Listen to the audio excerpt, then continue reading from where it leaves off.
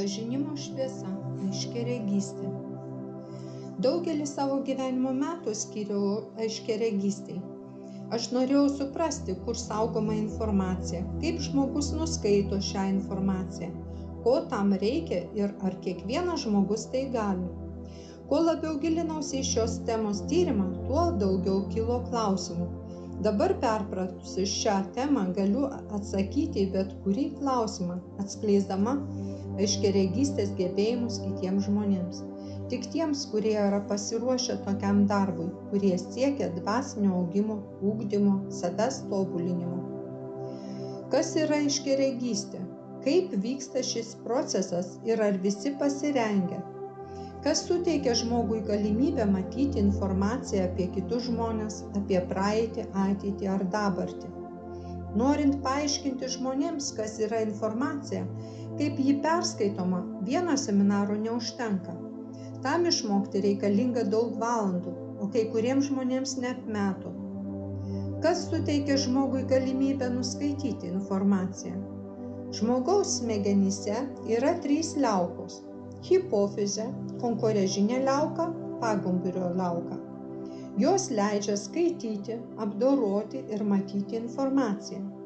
Hipofizė, konkorežinė ir pagumburio liaukos – tai 3 čakros, kurios sustiprina smegenų darbą ir išplečia smegenų funkcijas. Kai šios liaukos yra aktyvioje būklėje, žmogus gali nuskaityti informaciją, smegenys ją apdoroja ir visa šita informacija matoma vaizdų pavidalu. Tačiau, ko reikia, kad šios liaukos išsivystytų? Jas turi visi žmonės, tačiau žmonių turinčio aiškiaregystės gebėjimų šios liaukos yra daug didesnės. Darbas aktyvinant liaukas suteikia žmogui galimybę pasiekti išplėstą energoinformacinį lauką, kuriame saugomi visi įvykių raidos aspektai. Jūs pasakysite, kiek daug yra būrėjų, kurios išdėlioja kortas ir jos parodo vienokią ar kitokią informaciją. Kortos yra tik informacijos vedliai, o jų skaitimu ir šifravimu užsiima žmogus. Šiuo atveju būrėja. Būrėjos skaito informaciją iš astralinio pasaulio. Ir ši informacija ne visada teisinga, dažnai iliuzinė ir tokia nuskaityta informacija žmogui mažai reali. Juk pažvelgus informacinį lauką, jame kiekvienam žmogui būna įvairiausių įvykių variantų. Kuris iš jų įvyks, priklauso nuo žmogaus vidinio potencialo. Toks įvykis, kurį jis jau pasirinko kelis kartus, tai ko jis jau siekia savo gyvenime. Reikėtų atsargiai vertinti žmonių, kurie užsiima ateities spėjimais, žodžius, nes jų informacija ne visada yra teisinga. Juk žodžiu galima žmogų atgaivinti, bet galima ir nužudyti.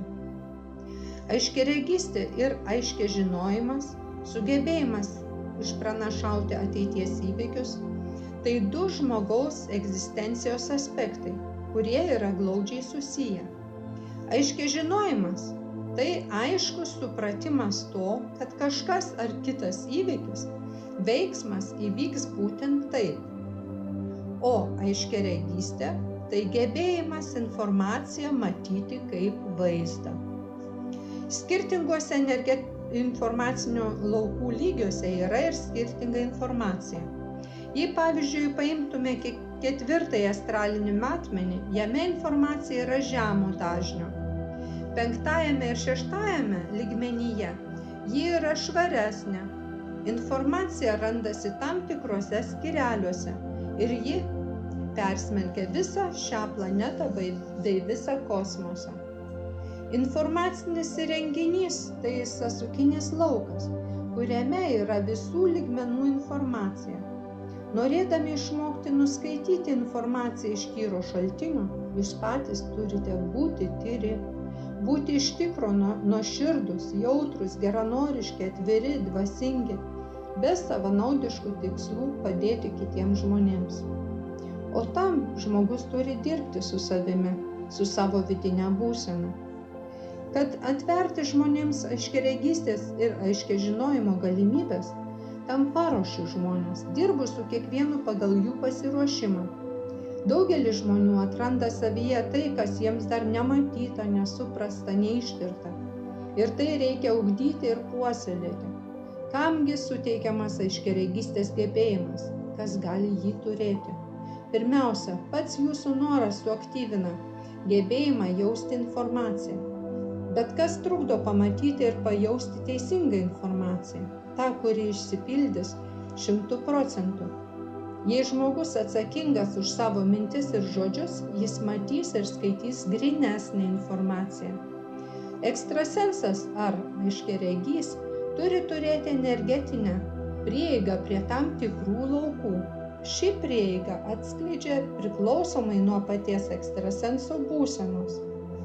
Jei žmogus gyvena baimių, agresijos, prisirišimo, depresijos būsenose, jis negali pakilti iki grynesnio informacinio lauko. Jį laiko materialumas, žemiški dalykai ir jis negali peržengti 4 išmatavimo. Jis negali nuskaityti daug aukštesnės prigimties informacijos.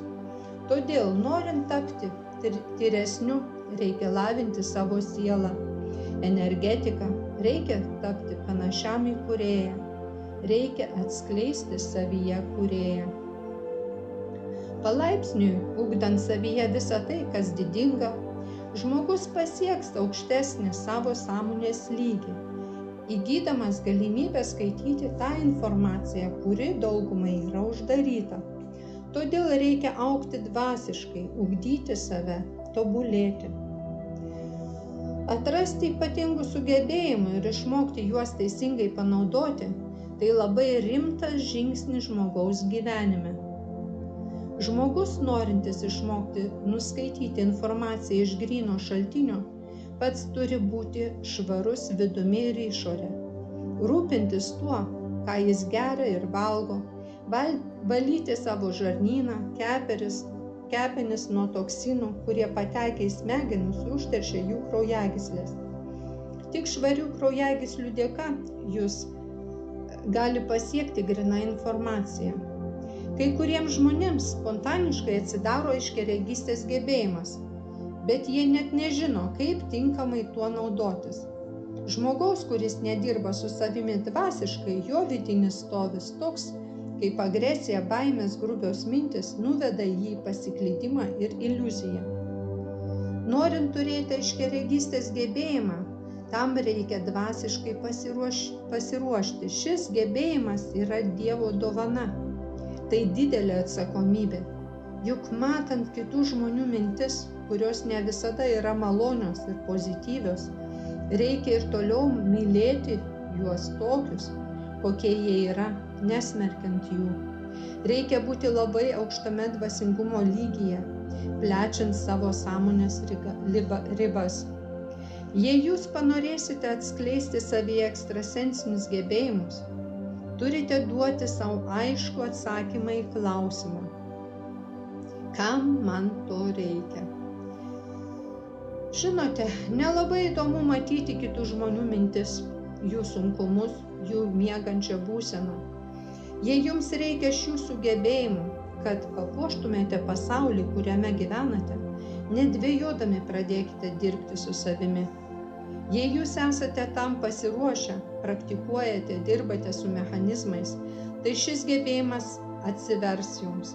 Tam reikia laiko, kantrybės ir sąmoningumo. Aš labai reikalinga kaip mokytojas, kaip dvasinis mentorius. Esu atsakinga už tuos, kuriuos mokau. Ir tai skiriu tik tiems, kurie teisingai naudojasi šią būseną. Dabar daugelis žmonių mato destruktyvaus pobūdžio informaciją, mato kitas dimensijas, kitus išmatavimus, mirusiuosius. Kodėl tie žmonės net negali paaiškinti, kodėl jie tai mato? Planeta, kaip ir mes žmonės, dabar randamės augimo, vystymosi ir permainų procese. Kai kurių žmonių smegenų liaukos plečiasi dėl stiprios energoinformacinio lauko įtakos. Gaudydamos informaciją, liaukos plečiasi, atskleisdamos matymo gebėjimą. Tokie žmonės nemato grynos informacijos, dvasinės teigiamos, bet mato žemiausią astralinės plotmės lygmenio informaciją. Šių žmonių vidinė destruktyvi būsena atitinka šį lygį. Daugelis sveikų žmonių vadinami bepročiais ir uždaromi į psichinės ligonines. Kaip apsisaugoti? Kaip nepakliūti į šiuos spąstus? Pirmiausia, pradėkite lavinti savo sąmonę, pažindami save, pasinerdami į save. Išmokite gyventi meilėje, gerumo, atvirumo jausmu, skleisti šviesą žmonėms. Tai jūsų vidinis aukštų vibracijų stovis. Tai padės jums atskleisti savo gebėjimą skaityti gryną informaciją. Tokie žmonės nepaklius į savo pasiklydimų pinkles. Dabar planetoje vyksta dvasinio augimo ir atgimimo procesas. Tai nepakeičiama. Augimo procesas vyksta ir kitose planetose. Tai kosminio masto procesas, kurį valdo labiau išsivysčiusios būtybės, tobulos savo sugebėjimais. Stenkitės nuosekliai žengti su evoliucijos procesu. Tada jūsų nepalies negandos, nei kančios ar lygos. Jūs neatsiliksite nuo gyvenimo. Ugdydami save, jūs išgelbėsite save. Aš savo gyvenimą paskyriau žmogaus ir jo evoliucinės raidos tyrimui. Ir dabar patvirtinu tai visą savo atsakomybę. Atsakykite savo į klausimą, ką reiškia būti savo gyvenimo kūrėju? Ar galiu būti savo tikrovės kūrėju? Nešvaistykite savo laiko žemiškiams materialiems prisirišimams. Atminkite, kažkada visą tai paliksite. Netarnaukite materialumui, o ugdykite save, tobulėkite. Jūs turite teisę pasirinkti kelią, kuris artimesnis jūsų sielai. Tik visada analizuokite savo veiksmus ir įvykius. Visada stebėkite savo augimo rezultatus. Supraskite savo vidinę būseną ir bus rezultatas. Nebūkite tingus. Vertinkite kiekvieną gyvenimo minutę. Man labai patinka filmas Tikiu, kuriame labai teisingai akcentuojamos paskutinės žmogaus gyvenimo minutės, kur jis jaučia kiekvienos gyvybės kvėpavimą, kiekvieną žolelę, saulės spindulėlį, vėjo šnabždesį. Filmas palieka neišdildomą įspūdį. Pažiūrėkite į jį. Kiekvienas iš jūsų eina savo keliu, turi savo gyvenimo užduotis. Ir jūs patys galite pasirinkti, kaip juo eisite. Kai žmogus teisingai vystosi, tame jam padės aiškiaregystės gebėjimas. Yra dalykų, kurių neįmanoma paaiškinti žodžiais. Taip yra ir su aiškiaregystės gebėjimu. Jis atsiveria žmogui ir viskas. Prieš atskleidžiant savyje aiškiaregystės gebėjimą, būtina išsiugdyti intuiciją.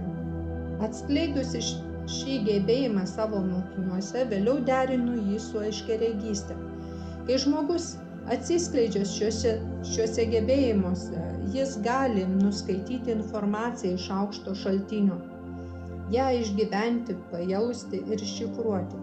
Kartais pas mane ateina žmonės su jau atsivėrusiais gebėjimais, iš karto pageidaujantis mokytis aiškiaregystės kursuose, tačiau tam reikia ruoštis.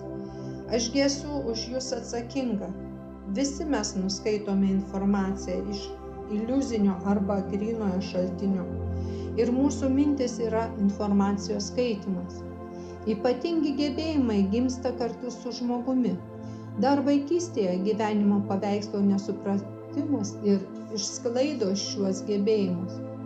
Kai gyvenimo procese žmogus yra sąmoningas, suprasdamas tai, ką mato ir jaučia aplink, jis gali išsiugdyti savyje ypatingus gebėjimus.